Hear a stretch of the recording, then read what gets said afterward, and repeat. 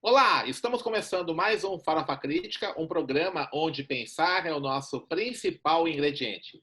A cada programa, intelectuais, ativistas, artistas e outros arteiros comentam sobre temas contemporâneos.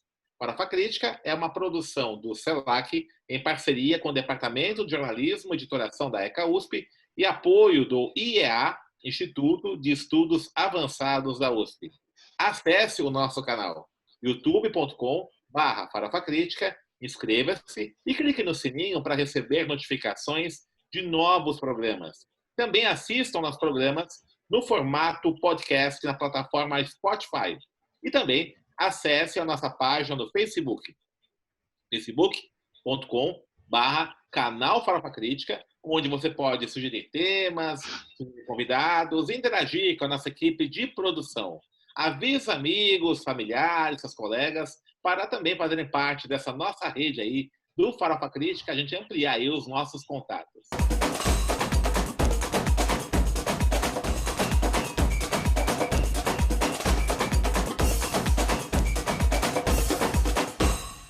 E hoje no Farofa Crítica nós temos um músico, um dos mais atuantes e combativos rappers em defesa dos direitos das pessoas com deficiência. Atualmente ele é responsável pela área de diversidade e inclusão da Claro, presidente da ONG Movimento Superação, tricampeão da Batalha Racional de Freestyle e um dos pioneiros da arte surda no Brasil. Já organizou diversos eventos socioculturais no Brasil e na Argentina em defesa dos direitos das pessoas com deficiência. Estou falando do Billy Saga. Tudo bom, Billy? Como estão as coisas? Tudo bom, meu cara? Muito grato pelo convite. É uma honra estar aqui no Farofa Crítica. Eu acho que de tudo isso que você falou, o melhor resumo é que eu sou arteiro. Adorei essa definição. De tudo isso, eu sou mais um arteiro aí, que estou na pista aí lutando por direitos iguais, né? Para que a gente consiga ter uma vida digna, exercer nossa cidadania e fazer fluir a informação, né? E é muito importante mídias como a de vocês que divulgam e trazem aí os pontos de vistas variados para que a gente possa refletir a respeito. Obrigado pelo convite. Imagina, uma honra é toda nossa, né? Arteiros mesmo, né? Porque a minha mãe falava muito, arteiro é criança que faz traquinagem. A gente faz muita traquinagem aqui para poder mudar essa situação, É né? isso. É assim, É isso aí. Vale a pena. É isso mesmo. Você ganhou um prêmio lá em Cannes, né? Calçada Sem Rampa é Muro. Fala um pouquinho sobre isso, esse projeto aí que você foi premiado lá na França. Isso, Sem Rampa, Calçada é Muro. Na verdade, não fui eu, né? O coletivo que idealizou esse projeto ganhou. Foi um projeto da ONG Movimento Superação, em parceria com a agência Avas Plus, na época com os criativos que trabalhavam lá, que era o meu parceiro Ale Boca, o Seixas, mais uma galera que idealizou esse projeto, e em parceria com Superação, que é a ONG que a gente está aí na luta, aí na labuta já há mais de 17 anos aproximadamente, desenvolvemos esse projeto. Esse projeto consiste, né, porque ele está no ar ainda, consiste em chamar grafiteiros para grafitarem a fachada das guias nas ruas. Porque qual é o nosso entendimento? Para um cadeirante, uma calçada que não tem rampa, só tem aquela guia, aquele degrau, é um muro. Se ele cerceia a minha liberdade, o meu direito de ir e vir, ele se torna um muro, ele me segrega, ele me exclui, ele me cerca e me impede de conseguir transpassar aquele degrau com a minha cadeira. Então, ele é um muro. Aí, de forma muito crítica e bem-humorada, e colorida, e artística, a gente decidiu, se é um muro, cabe um grafite. E começamos a chamar grafiteiros do Brasil todo, para que eles pudessem ilustrar e mostrar para a sociedade, olha, ali tem um grafite porque é um muro. Então, fique atento. Você que passa desapercebido e sobe esse degrau numa passada só, para um cadeirante não. É um muro, então a gente vai ilustrar com grafite. Isso começou a gerar uma repercussão muito grande, muita mídia espontânea fazendo cobertura do assunto. O próprio secretário da Pessoa com Deficiência de São Paulo veio em público, através do Jornal da Globo, se prontificar a investir 4 milhões em rampas nas calçadas, um projeto em São Paulo. 400 milhões, desculpa, em rampas nos projetos de calçada de acessibilidade em São Paulo, e por conta dessa visibilidade grande, criou-se um case que foi levado a Cannes, e que chama Outdoor, a categoria, e essa categoria, a maior pontuação são para projetos que geram mídia espontânea. Então, como ele gerou mais de 30 minutos aí de mídia espontânea nos jornais do Brasil todo, a gente conseguiu faturar aí o prêmio de bronze em Cannes, e fora outros muitos prêmios, o prêmio Clio, vários outros prêmios de publicidade que a gente conseguiu abarcar com esse projeto aí. Mas mais importante do que o prêmio e todo esse reconhecimento, realmente foi que a mídia notificasse esse projeto e causasse essa reflexão das pessoas, dos proprietários, porque existe uma questão em São Paulo que é de responsabilidade das calçadas, né? Parte é da prefeitura, parte é do próprio munícipe, e é algo muito mal planejado. Se você for olhar por conta até do desnível dos terrenos em São Paulo, a gente vê aquelas calçadas que tem um monte de degrau. Então, sem rampa, a calçada é muro, e se não tem acesso na calçada, a gente tem que ir pela rua. E aí isso é perigoso para a pessoa com deficiência que anda pela rua, para o idoso que anda pela rua, porque não consegue transitar por essas calçadas. Então, eu acho que é um projeto que chama atenção para essa questão. Uma coisa que a gente percebe é essa questão da acessibilidade, por exemplo, nos órgãos públicos, né? Que é bastante complicada, particularmente naqueles órgãos públicos situados nos bairros periféricos, dificultando ainda mais, né, a pessoa com deficiência moradora da periferia, que inclusive muitas vezes depende muito mais ainda desses serviços públicos, né? Como chegar a isso, né? Existe ainda uma insensibilidade do órgão público no sentido de garantir essa questão da acessibilidade também nos órgãos públicos, particularmente nas periferias? Eu acho que existe um descaso geral, né, do poder público em relação às periferias, não só a respeito à acessibilidade. Hoje a gente fala dos grupos subalternizados, da alta vulnerabilidade que existe nas periferias, é muito grande em relação à educação, a saneamento básico, à saúde, coisas básicas que ainda não são atendidas pelo poder público, e quando chega em relação à acessibilidade para a pessoa com deficiência, o impacto é maior ainda, porque a pessoa com deficiência, antes de ser uma pessoa com deficiência, ela é uma pessoa. Então, ela já sofre todas essas vulnerabilidades que a parcela em geral sofre. De falta de transporte, de falta de saneamento básico, de falta de acessibilidade. E no que diz respeito a uma pessoa com deficiência física, que tem locomoção, mobilidade reduzida para sua locomoção, a pessoa com deficiência visual, que precisa de um piso tátil para se locomover, ela não consegue, às vezes, nem sair de casa. Eu li uma matéria esses dias numa grande revista que saiu falando sobre o isolamento na pandemia e o isolamento das pessoas com deficiência. O isolamento apenas continuou, as pessoas com deficiência estão isoladas há bem mais tempo do que a pandemia, porque realmente ela não tem como sair de casa. Eu conheço pessoas que não têm acesso a uma cadeira de rodas de qualidade, então ela vive na cama, e não é porque ela quer. Acaba que a pessoa se entrega e não tem o que fazer, ela acaba ficando em casa mesmo, porque ela não consegue sair. Mas não tem uma cadeira de rodas de qualidade para se locomover, e quando tem, não tem um piso acessível, uma arquitetura com desenho universal que permita que essa pessoa se desloque da sua casa para os grandes centros para poder realmente exercer a sua cidadania, trabalhar, estudar, porque ainda, infelizmente, também esses recursos de emprego, por mais que tenha lei de cotas, ou uma instituição de ensino que possa receber essa pessoa, elas estão localizadas em 30% da cidade. Os outros 70% estão segregados aí nas periferias, sem essa acessibilidade. Então, realmente, a pessoa com deficiência, ela sofre todas essas violências que a população em geral sofre, mas o que diz respeito ainda à questão de acessibilidade arquitetônica, comunicacional, atitudinal e todos os afins. Você é um rapper, né? Trabalha muito hip hop. Hip hop é reconhecido aí como um movimento cultural, sociocultural, que tem uma atuação muito forte aí na denúncia das violências nas periferias. Quando você começa a fazer esse trabalho artístico seu, musical, chamando atenção para essa temática, né, dos direitos das pessoas com deficiência, como isso repercutiu no movimento hip hop, né? Os demais rappers, como é que enxergaram isso? Eu venho exercendo um trabalho agora de maior projeção. O que acontece? Eu já cantava rap antes de me tornar cadeirante. Eu me tornei cadeirante em 98 devido a um acidente de moto.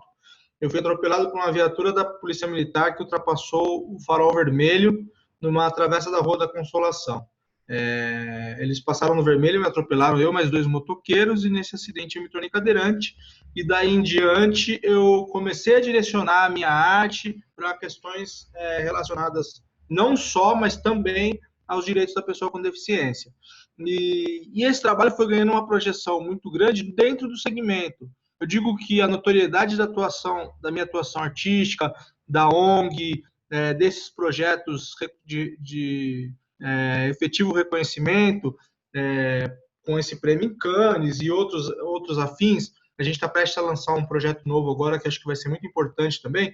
No segmento, ele é bem conhecido, mas eu confesso que no rap as pessoas conhecem, mas ainda não existe aquela projeção ao ponto de eu poder atuar como um formador de opinião no público leigo, que não tem nada a ver com pessoa com deficiência, aquele público que não tem nenhum familiar, aquele público que nunca olhou para essa causa do jeito que eu nunca vi olhado antes de me tornar um cadeirante. Porque eu não tive acesso, não tive nenhum amigo na escola que tinha deficiência, eu não tive nenhum familiar. De repente, a minha vida virou 360 graus e eu me tornei um cadeirante. E aí eu fui ver quão segregada e quão era difícil a pessoa com deficiência exercer a sua cidadania de forma digna na sociedade.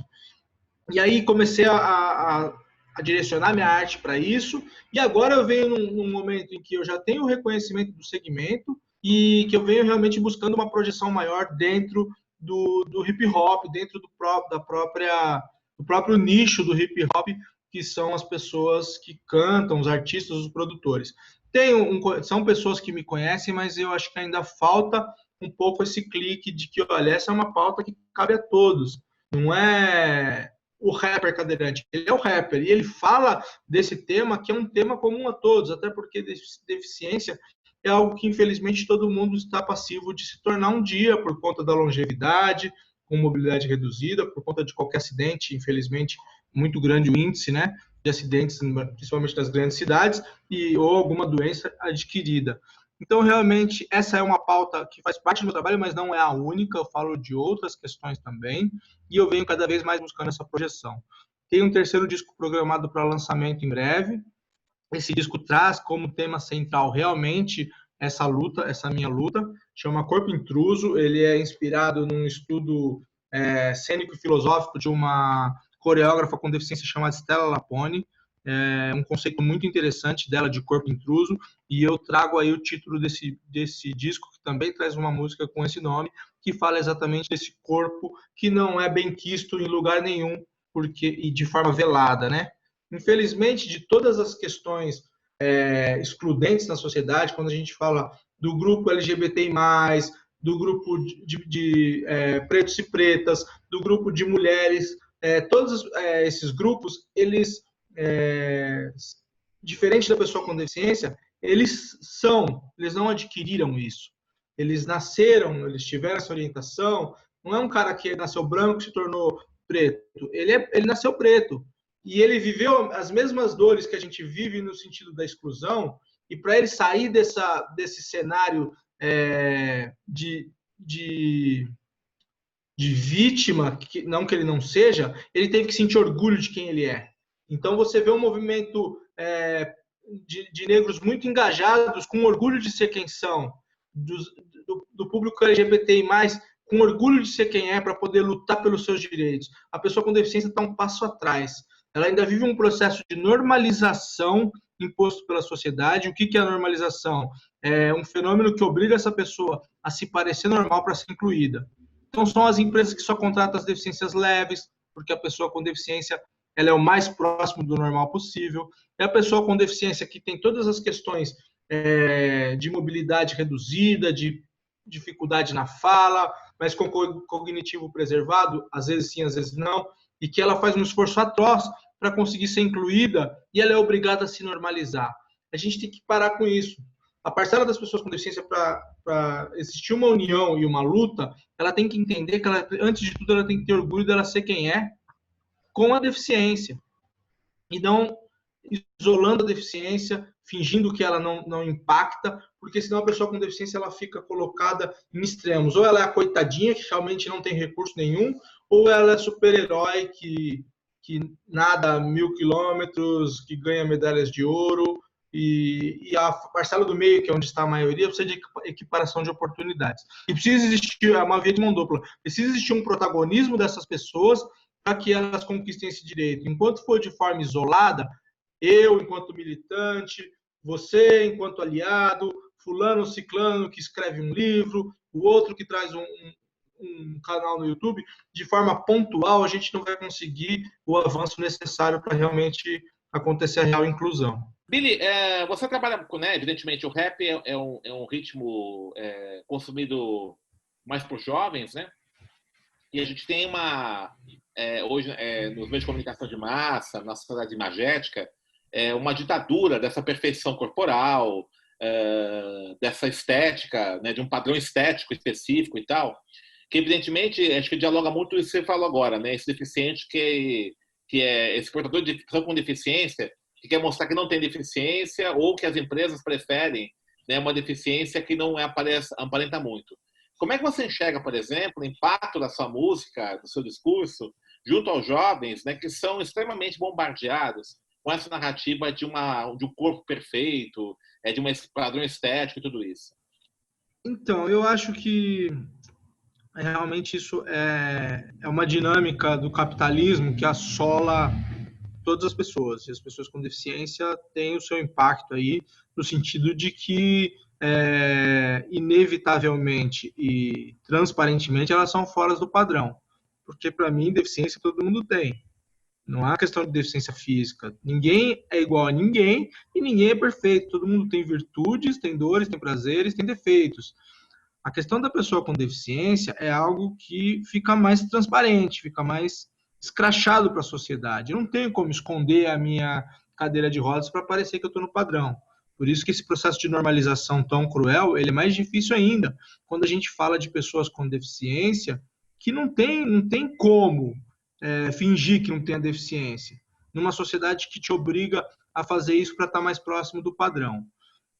Quando se fala da via de mão dupla, o que vem da sociedade que não tem deficiência, e aí quando ela enxerga a sociedade, a parcela da sociedade que tem uma deficiência clara e definida, existe uma forma velada de preconceito, porque isso está nas entrelinhas. Eu não atendo o padrão, mas a sociedade não vem e me fala, você está fora do padrão, igual existe no racismo contra os negros. O racismo ele é declarado, a gente infelizmente tem grupos aí que são declaradamente contra os pretos e pretas. E contra a pessoa com deficiência existe uma forma velada de preconceito que ela se mascara ou através do assistencialismo, então a sociedade tem dó das pessoas com deficiência, ou através do sensacionalismo, que é, nossa, você é um exemplo de superação, nossa, você é um exemplo de vida. Mas praticamente no dia a dia isso não me ajuda em nada. Porque você me achar um coitado, você subestima a minha capacidade e não me dá oportunidades para exercer a minha cidadania e ser alguém útil para a sociedade e aí, consequentemente, útil para a minha própria vida. E se você age de forma sensacionalista, você me coloca num patamar que também não me ajuda em nada. Olha, você é um super atleta, você é um exemplo de vida, você é um super artista por conta da sua deficiência. Então, essa dinâmica, eu acho que ela é consequência realmente desse padrão estabelecido aí, que os jovens sofrem tanto. A gente vê aí o alto índice de depressão, de suicídio, que eu acho que é consequência também desse padrão impossível. As mulheres, como que as mulheres sofrem com essa questão dos padrões,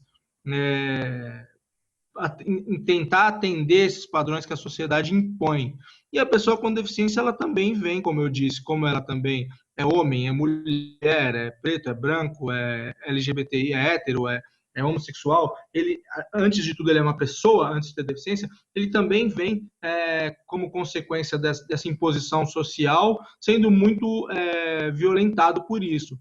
E como é algo irreversível, fica mais difícil ainda, porque uma coisa é uma pessoa que não tem a barriga sarada e ela vislumbra esse padrão e vai se matar de fazer abdominal, de fazer regime, tentando alcançar esse padrão. Outra coisa é uma pessoa que não anda e tem uma lesão medular completa e não vai andar.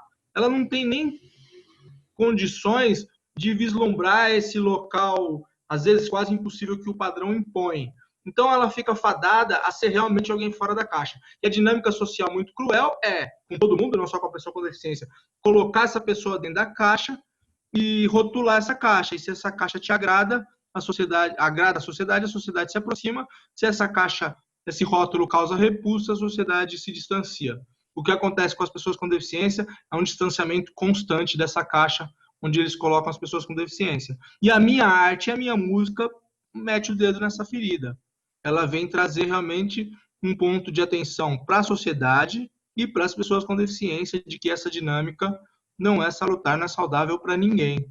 E eu acho que eu sou apenas um sonhador. O meu sonho realmente é juntar uma massa crítica que enxergue isso e que mude um pouco esse pensamento. Fala, pô, não faz sentido isso que eu estou pensando, porque isso não é saudável para ninguém, não só para as pessoas com deficiência, para ninguém. É isso que gera os maiores conflitos humanos, né, de relacionamento, é esse padrão cruel aí imposto pela sociedade.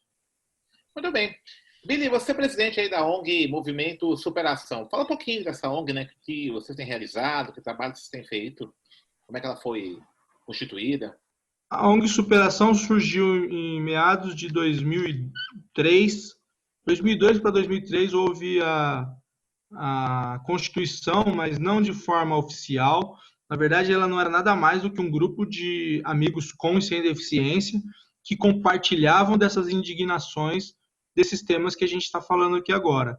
Compartilhavam das indignações contra essa segregação, desse absurdo dos padrões impostos, e principalmente focado em acessibilidade na época, porque como éramos pessoas com deficiência, as pessoas que tinham deficiência, que constituíam esse grupo, tinham muito pouco tempo de deficiência, o que mais assolava naquele momento realmente eram as questões arquitetônicas, que me impediam de ir e vir.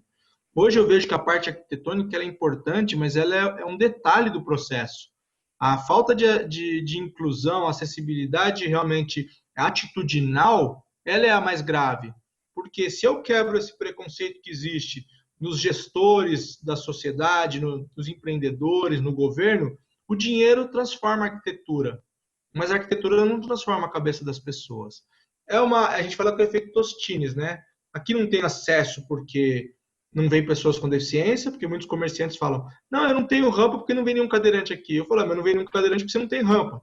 São as duas coisas. Mas a parte arquitetônica, ela é a consequência, ela é o fim. O meio, realmente, é a mudança cultural, é quebrar esses vieses inconscientes. E nessa época não era uma ONG, eram pessoas indignadas com isso que resolveram ir para a rua, na época até de forma utópica, achando que se a gente mostrasse a cara, diminuísse a distância, trouxesse um contingente grande de pessoas com deficiência na rua, a gente conseguiria mudar esse cenário. E conseguimos, mudamos bastante coisa, mas ainda está longe do ideal. E nossa estratégia era fomentar o protagonismo das pessoas com deficiência, de mostrarem a cara, saírem dos seus casulos, estarem na rua, e chamar formadores de opinião, que eram bandas, geralmente da área musical, para que eles abordassem o tema. A gente sempre envolvia primeiro, segundo e terceiro setor, para que todos tivessem ali, cada um com a sua responsabilidade nesse processo, e levando essas pessoas para realmente, de forma artística, colorida, animada, celebrar a vida, e não só reclamar, tirar aquela dinâmica de, ó céus, ó vida, eu tenho uma deficiência. Não, olha que legal, eu tenho uma deficiência, eu estou aqui sociabilizando, eu estou aqui fazendo festa, eu estou aqui ouvindo o som do meu grupo, do meu cantor, da minha cantora favoritas, e estou aqui com os meus. E os meus existem. Eu não estou sozinho. Esse era o escopo principal. E aí se tornou uma ONG por questões, necessidades jurídicas, para conseguir aporte de verba para realizar os eventos que começaram na Avenida Paulista, em 2003, sempre próximo ao dia 3 de dezembro, Dia Mundial da Luta da Pessoa com Deficiência, e começaram a acontecer recorrentemente todos os anos. E aí a gente teve procura de outros estados. A gente foi para o Rio de Janeiro, para Porto Alegre, a gente foi para a Argentina, em Santa Fé e São Justo, para Natal. A gente ampliou, aí ultrapassou as barreiras e seguiu fazendo anualmente em todos esses lugares. E juntando pessoas e artistas de vários estilos. A gente teve aí Sérgio Lorosa, Luiz Melodia, Alcione, Marcelo Yuca, meu irmão finado Marcelo Yuca, era um dos padrinhos. NX0, Rincon Sapiens, várias pessoas importantes que traziam seus públicos, que na maioria eram leigos sobre o tema, para prestar atenção e pôr esse assunto em debate. Porque esses jovens que estavam nesses eventos são pessoas que vão ser futuros empreendedores e que talvez vão fazer a diferença em seus empreendimentos, quando forem líderes de grandes corporações ou tiverem as suas empresas, eles vão pensar em acessibilidade, vão pensar em inclusão. Com o início das passeatas políticos partidárias, ali logo após o Gigante acordou, começou aquela dicotomia de Movimento Brasil Livre com outras passeatas da esquerda, e a violência começou a acontecer, infelizmente, nessa dicotomia, a gente decidiu dar um passo para trás, como diz o Leandro Emicida, se os caminhos se confundem, vamos voltar para o começo. Em 2016, a gente parou as atividades na rua e voltamos para uma ação muito mais digital, através da fanpage, através de conversas como essa que a gente vem fazendo, através do Sem Rampa, Calçada é Muro, de uma forma muito mais viral e através das redes sociais. E a gente segue dessa forma, no boca a boca, conversando com os grupos menores, porque a gente entendeu também com a maturidade que muito mais que colocar 40 mil pessoas, como a gente fez na hora de Copacabana, para tratar o tema de forma superficial, num dia que às vezes ele estava indo lá por causa da festa, por causa da atração artística que tinha, e no dia seguinte ele não estava nem aí, ele estava parando na vaga de cadeirante, porque ele não se sensibilizou. É muito mais importante uma conversa que a gente tenha com meia dúzia, 10, 20 pessoas que realmente se sensibilizem de forma profunda, e depois que a gente fala, depois que o bichinho da inclusão te picou, você nunca mais pensa diferente. Qualquer lugar que você entra, você vai olhar acessibilidade, você vai olhar com um olhar muito mais inclusivo. A gente segue nessa saga e segue nessa luta. Muito bem, Billy. Nós estamos caminhando para o final do programa, né? Sempre no final peço para os convidados e convidadas a fazer um merchan do bem, né? Você tem um site aí, quem quiser conhecer sua produção, né, suas ações aí, seu ativismo, fala para a gente, né? Site, rede social que você tenha, para a gente poder divulgar aqui para nossa audiência. Por favor, o meu site é billysaga.com, é BILLY Saga. billysaga.com, ali tem todos os links de todas as redes. Nas redes eu estou como @billysaga também. Instagram, tem sido mais atuante através do Instagram. E ali eu divulgo todos os meus outros projetos de artes plásticas, de militância. Eu centralizo as divulgações, né, nessas redes, trazendo aí todas as nossas artes de arteiro aí que a gente vem fazendo nessa saga aí. Legal. Então, billysaga.com aí, né, ou @billysaga no Instagram, né, nas redes sociais. Então, aí encontra a produção aí do Billy Saga, né? A produção artística e os arteiros, né? Ações de arteiros, né? Billy, obrigado pela sua presença, aceitar o convite. Foi muito boa a conversa, né? Sucesso aí nas suas ações, no seu ativismo, e já está convidado para vir outros momentos aqui para compartilhar com a gente, né, as suas atividades aí, dessa importante bandeira, né, que é a conscientização da sociedade em relação aos direitos das pessoas com deficiência. Né? Muito obrigado mesmo e parabéns pelo trabalho que você tem realizado. Bom, estamos encerrando mais um Farofa Crítica, que hoje recebeu Billy Saga, músico e um dos mais atuantes e combativos rappers em defesa dos direitos das pessoas portadoras de deficiência. Acesse o nosso canal, youtube.com/farofacrítica, inscreva-se e clique no sininho para receber notificações de novos programas. E para encerrar, uma frase da Letícia Del Rio. Não existe deficiência, existe diferença. A deficiência mora no olhar do preconceito, na ausência de caráter, na hipocrisia.